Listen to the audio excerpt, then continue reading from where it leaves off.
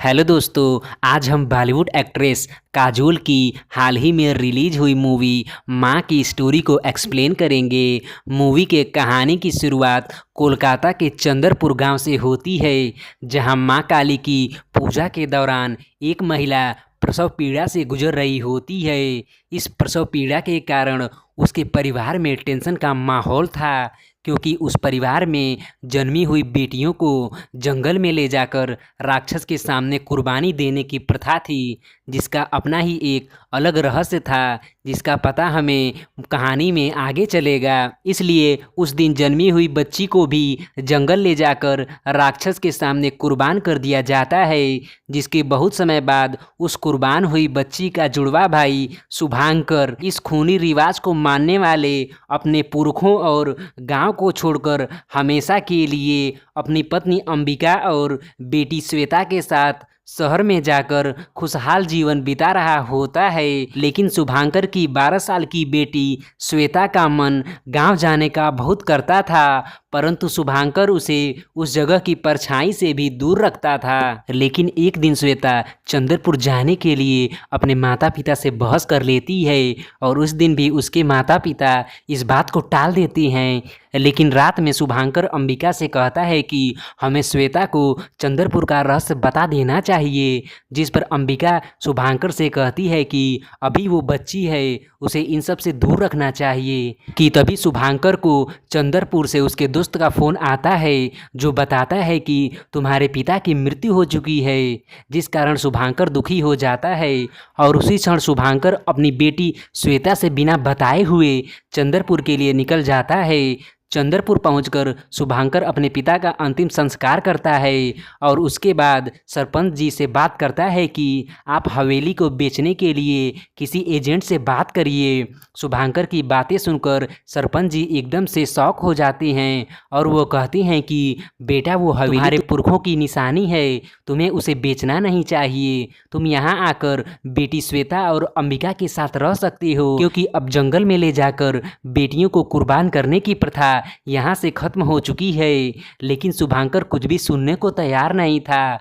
वो बस उनसे कहता है कि आप कोई भी कस्टमर जल्दी से ढूंढिए, जिसके बाद वो शहर के लिए निकल पड़ता है। दूसरी तरफ सीन अंबिका का होता है, जो श्वेता का टैबलेट चेक करते हुए उसमें एक भयानक पेड़ की फोटो देखती है, जिस फोटो को वो शुभांकर को सेंड कर देती है। और जैसे ही शुभांकर उस फोटो को देखता है तो वो शॉक हो जाता है, और फिर वो तुरंत अंबिका को फ़ोन लगाता है। लेकिन अंबिका की उसे आवाज़ नहीं आती कि उसी दौरान अचानक उसके कार के अंदर पेड़ की बहुत सारी शाखाएं घुसने लगती हैं, जो उसे एकदम से जकड़ लेती हैं, और फिर उनमें आग लग जाती है, जिस आग में शुभांकर की मौत हो जाती है। मानो ऐसा लगता है कि कोई राक्षस हो जिसने शुभांकर को जलाकर मार डाला हो। लेकिन अंबिका को यही पता चलता है कि शुभांकर की मौत एक एक्सीडेंट में जलने के दौरान हुई है। शुभांकर की मौत से बेटी श्वेता और अंबिका काफ़ी टूट जाती हैं। एंड फिर सीन 3 महीने बाद का होता है, जब सरपंच जी अंबिका को फ़ोन पर बताते हैं कि हवेली को बेचने के लिए एक कस्टमर मिल गया है, इसलिए तुम यहाँ आकर उससे ज़रूरी बातें कर लो। जिसके बाद अंबिका श्वेता को छोड़कर चंद्रपुर के लिए निकलने लगती है, जिस पर उसकी बेटी श्वेता उससे कहती है कि पापा भी पिछली बार अकेले गए थे और वो लौट कर नहीं आए, इसलिए इस बार मैं आपके साथ चलूँगी। आखिरकार अंबिका श्वेता की बात मान जाती है, और फिर श्वेता और अंबिका दोनों मिलकर चंद्रपुर जाते हैं। एंड फिर अगले दिन अंबिका और श्वेता चंद्रपुर पहुंच जाती हैं, जहां चंद्रपुर में अंबिका के घर काम करने वाली नौकरानी नंदिनी की बेटी दीपिका से श्वेता की अच्छी दोस्ती हो जाती है। एंड फिर सरपंच जी वहां हवेली खरीदने वाले कस्टमर को बुलाती हैं, जो अंबिका के सामने आते ही उस हवेली को शापित बताकर लेने से इनकार कर देता है, जिस बात को सुनकर अंबिका एकदम से शॉक हो जाती है। जिस पर सरपंच जी उसे समझाते हुए कहते हैं कि इस कस्टमर का हवेली लेने का मन नहीं है, इसलिए झूठी बातें बना रहा है। एंड फिर सीन दीपिका और श्वेता का होता है, जहां श्वेता अपने टैब में दीपिका को फोटोज़ दिखा रही होती है, कि तभी दीपिका उस भयानक पेड़ के फोटो को भी देखती है और श्वेता से बताती है कि ऐसा ही पेड़ उसके गांव में है, दीपिका की बातें सुनकर श्वेता उस पेड़ को देखने की जिद करने लगती है, जिस पर दीपिका बताती है कि उस पेड़ पर एक राक्षस रहता है, इसलिए वहाँ कोई नहीं जाता है। लेकिन श्वेता के जिद करने पर दीपिका उसे वहाँ ले जाती है। एंड फिर जैसे ही श्वेता उस पेड़ को देख रही होती है कि तभी पीछे से वहाँ अंबिका आ जाती है, जो श्वेता और दीपिका को डांटते हुए वापस घर ले जाती है। और फिर नंदिनी के पास दीपिका को छोड़कर कहती है कि आपको अपनी बेटी दीपिका का ध्यान देना चाहिए, क्योंकि उसे अब पीरियड आने लगे हैं। पीरियड की बातें सुनकर नंदिनी एकदम से शॉक हो जाती है और दीपिका को घसीटते हुए एक रूम के अंदर बंद कर देती है और उसे वार्निंग देती है कि चाहे कुछ भी हो जाए, तुम रूम का दरवाज़ा और खिड़की मत खोलना। एंड फिर सीन रात में उसी पेड़ वाले राक्षस का होता है, जो दीपिका के रूम का दरवाज़ा खोलकर उसे अपने साथ उठा ले जाता है। इसके तुरंत बाद ही नंदिनी दीपिका को देखने आती है और उसे उसके रूम में न देखकर वो एकदम से चिल्लाने लगती है और अंबिका को खूब डांटती है। जिसके बाद अंबिका पुलिस को बुलाती है और अंबिका और पुलिस वाले काफ़ी छानबीन करते हैं। जिसके बाद गांव के लोगों से पता चलता है कि पिछले कुछ महीनों में बहुत सारी लड़कियां ऐसे ही गायब हुई थी, लेकिन गायब होने के 2-3 दिनों बाद वे वापस भी लौट आती हैं। गांव वालों की ऐसी बातें सुनकर अंबिका और पुलिस ऑफिसर शॉक हो जाते हैं। आगे गांव वाले बताते हैं कि हो न हो दीपिका को वही जंगल वाला राक्षस उठाकर ले गया होगा। जिसके बाद सभी लोग मिलकर उस जंगल वाले राक्षस के पास जाती है, जहां अंबिका को बहुत सारी लड़कियां दिखाई पड़ती हैं, जिनके पास जाकर जब अंबिका उनसे बात करने की कोशिश करती है तो वे गायब हो जाती हैं, जिससे अंबिका एकदम से शॉक हो जाती है। एंड फिर सभी लोग वहां से वापस लौट आते हैं। घर आकर अंबिका देखती है कि श्वेता भी बहुत ही डरी हुई है। एंड फिर श्वेता अंबिका से पूछती है कि आखिर उस जंगल वाले राक्षस का रहस्य क्या है, जिस पर अंबिका उसे बताती है कि बहुत समय पहले एक राक्षस हुआ करता था, जिसे वरदान प्राप्त था कि अगर उसके खून का एक भी कतरा जमीन पर गिर गया तो उससे एक नया राक्षस पैदा हो जाएगा। जिस कारण वो राक्षस देवताओं को खूब परेशान करता था। देवताओं ने भी उस राक्षस को बहुत मारने की कोशिश की, लेकिन मारने के दौरान उस राक्षस के खून का कतरा गिर जाता था और वह फिर से पैदा हो जाता था। इससे परेशान होकर देवताओं ने काली माता से इस राक्षस को मारने के लिए प्रार्थना किया, जिसके परिणाम स्वरूप काली माता ने फैसला किया कि वह स्वयं इस राक्षस को मारेंगी और काली माता उस राक्षस को मार भी देती हैं। लेकिन अचानक से उस राक्षस का एक कतरा खून चंदरपुर गांव में एक पेड़ के ऊपर गिर जाता है और फिर से वह राक्षस उस पेड़ में उत्पन्न हो जाता है और चंदरपुर गांव के लोगों को खूब परेशान करता है। उस राक्षस से परेशान होकर चंदरपुर के ही एक व्यक्ति ने देवी माँ की आराधना की, जिसके फलस्वरूप उसे राक्षस को मारने की शक्ति प्रदान हुई। एंड फिर जब वह व्यक्ति उस राक्षस को मारने उस पेड़ के पास पहुंचा तो राक्षस वहां से गायब हो गया और उस व्यक्ति को लगने लगा कि राक्षस यहाँ से अब भाग चुका है। जिसके बाद वह व्यक्ति खुशी खुशी आकर अपने घर रहने लगा, लेकिन बाद में उसे पता चला कि उसके बच्ची के पेट में उस राक्षस ने अपना बीज डाल दिया है और वह बच्ची अब प्रेग्नेंट हो गई है। अगर उस लड़की से कोई बच्चा पैदा होगा तो वह राक्षस फिर से जीवित हो जाएगा और फिर उसके खून का कोई भी कतरा गिरेगा तो एक नया राक्षस पैदा हो जाएगा। जिसके बाद वह व्यक्ति फैसला करता है कि वह अपनी बच्ची को मार देगा और वह व्यक्ति कोई और नहीं बल्कि तुम्हारे पिता मतलब शुभांकर का ही पूर्वज था। और तभी से ही हमारे परिवार में पैदा होने वाली बच्चियों को जंगल में ले जाकर उनकी बलि दे दी जाती है ताकि फिर से राक्षस जन्म न ले सके। इसीलिए श्वेता जब तुम पैदा हुई थी तो शुभांकर ने अपने पिता से झूठ बोला था कि उसे बेटी नहीं बेटा पैदा हुआ है। एंड फिर एक दिन अंबिका को शुभांकर का एक लेटर मिलता है जिसमें लिखा होता है कि उस राक्षस को कैसे मारना है। उस लेटर को पढ़ने के दौरान अंबिका को काली माता दिखाई पड़ती हैं और ऐसा ही संयोग 40 साल पहले पुरोनिता के साथ हुआ था, जिसे काली माता दिखाई दी थी। जिसके बाद उसने घर में बने काली माता के मंदिर में पूजा की थी और अब 40 वर्षों से बंद इस मंदिर की पूजा अंबिका को करनी होगी। एंड फिर कुछ दिनों बाद दीपिका वापस लौट आती है, जिसके बाद अंबिका और पुलिस ऑफिसर मिलकर सभी लड़कियों का मेडिकल टेस्ट करवाती हैं, जहां पता चलता है कि सभी लड़कियों को पीरियड आना बंद हो चुका है, जिससे अंबिका और वो पुलिस वाला एकदम से हैरान हो जाते हैं।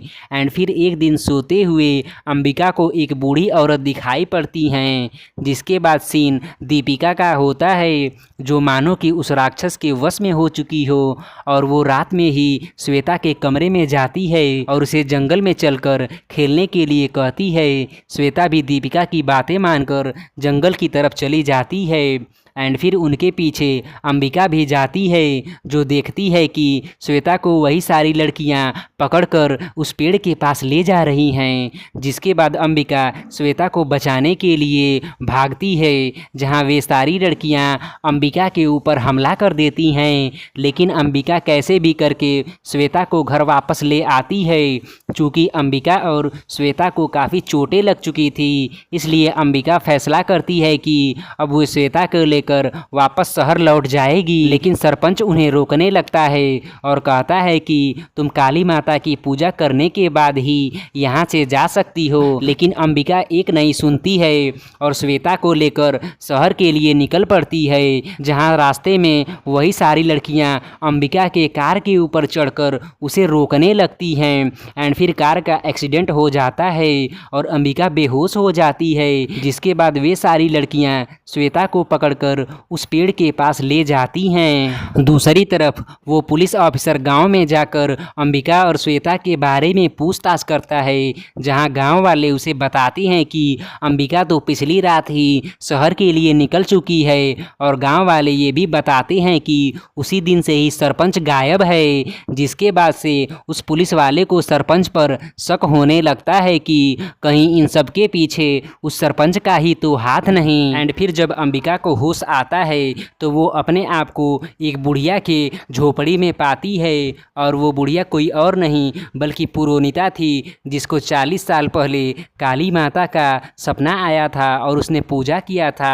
वह बुढ़िया अंबिका को बताती है कि इन सब के पीछे वही सरपंच है, क्योंकि 40 साल पहले जब शुभांकर की बहन को मारने के लिए मुझे दिया गया था, तो मैं उसे लेकर जंगल गई थी, जहां मैंने सोचा कि कोई भी देवी किसी बच्ची की बलि नहीं मांगती हैं, इसलिए मैंने उस बच्ची को नहीं मारा। तभी वहां उपस्थित उस सरपंच ने मुझसे तलवार लेते हुए उस बच्ची को जान से मार दिया। चूँकि बच्ची के मरने से वह राक्षस बहुत ही दुखी हो गया, क्योंकि वह चाहता था कि वह बच्ची जीवित हो, जिसके अंदर वो अपना बीज डालकर एक नया राक्षस पैदा कर सके। इसलिए वह राक्षस सरपंच से बहुत गुस्सा हो जाता है, जिसके बाद सरपंच उससे माफ़ी मांगते हुए कहता है कि अब तुम जो भी कहोगे मैं तुम्हारे लिए वही करूँगा। इसलिए राक्षस उसे शक्ति देता है कि वह गांव की सारी लड़कियों को उठाकर उसके पास ला सके और वो उनमें बीज डालकर उन्हें प्रेग्नेंट कर सके। लेकिन राक्षस को आज तक कोई ऐसी लड़की नहीं मिल पाई जो उसके बीज से प्रेग्नेंट हो सके। इसलिए राक्षस को अब समझ आ चुका था कि शुभंकर के परिवार की ही कोई लड़की उसके बीच से प्रेग्नेंट हो सकती है। इसीलिए सरपंच ने यह सब माया जाल रचा था और उसी ने ही शुभंकर के पिता को मारा था, ताकि शुभंकर श्वेता को घर लेकर आए। लेकिन उसने ऐसा नहीं किया, इसलिए उसने शुभंकर को ही मार दिया, जिसके बाद श्वेता और अंबिका को चंद्रपुर आना ही पड़ा। पुरोनिता मतलब बूढ़ी औरत की बातें सुनकर अंबिका एकदम से शॉक हो जाती है, जिसके बाद वो बूढ़ी औरत अंबिका से बताती है कि अगर तुम श्वेता को बचाना चाहती हो तो तुम्हें पहले काली माता की पूजा करनी होगी। एंड फिर अंबिका काली माता की पूजा करती है। दूसरी तरफ वो पुलिस ऑफिसर जंगल में सरपंच को पकड़ने जाता है, जहां सरपंच उसे मार देता है। एंड फिर अंबिका उस पेड़ की तरफ जाती है, जहां वही सब लड़कियां मिलकर अंबिका के ऊपर हमला कर देती हैं और अंबिका चोटिल हो जाती है। एंड फिर अंबिका ने जिस हाथ से देवी माँ की पूजा की थी वही हाथ उन लड़कियों के सर पर रख देती है, जिसके बाद वे लड़कियां राक्षस के प्रभाव से मुक्त हो जाती हैं। एंड फिर वो राक्षस अंबिका के ऊपर हमला कर देता है और उसे खूब मारता है, जिसके बाद अंबिका के शरीर से खून बहकर जमीन पर उन मरी हुई लड़कियों की हड्डियों पर पड़ता है, जिस कारण अंबिका के अंदर काली माता की सारी शक्तियाँ आ जाती हैं और फिर वो राक्षस को मारकर अपनी बेटी श्वेता को बचा लेती हैं। लेकिन तभी वहाँ पुरोनिता आकर अंबिका को बताती है कि अब श्वेता के अंदर उस राक्षस का बीज पड़ चुका है, इसलिए तुम्हें श्वेता को मारना होगा। जिससे अंबिका बहुत दुखी हो जाती है और न चाहते हुए भी श्वेता को मारने का फैसला करती है और काली माता से विनती भी करती है कि आप प्लीज़ श्वेता को बचा लीजिए। जिसके बाद वहाँ पर सारी आत्माएं आज़ाद होने लगती है। तब पुरोनिता अंबिका को रोकते हुए कहती है कि अब श्वेता के पेट में राक्षस का जो बीज था उसका प्रभाव खत्म हो चुका है, इसलिए अब श्वेता को तुम मत मारो। और फिर गांव वालों समेत अंबिका भी खुश हो जाती है। एंड फिर हमें उसी राक्षस को दिखाया जाता है जो कहता है कि जब तक इस पृथ्वी पर मानव जाति रहेगी तब तक मैं पैदा होता रहूँगा। इसी के साथ ये मूवी समाप्त हो जाती है। धन्यवाद।